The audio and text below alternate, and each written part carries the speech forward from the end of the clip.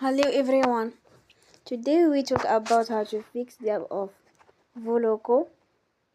We go to settings.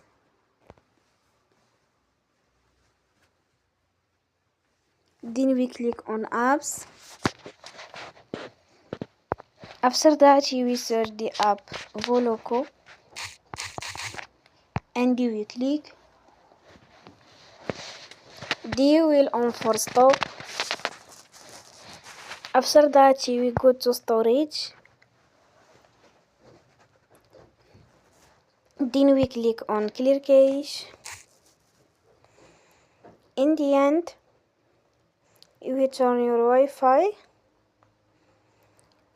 and we turn again.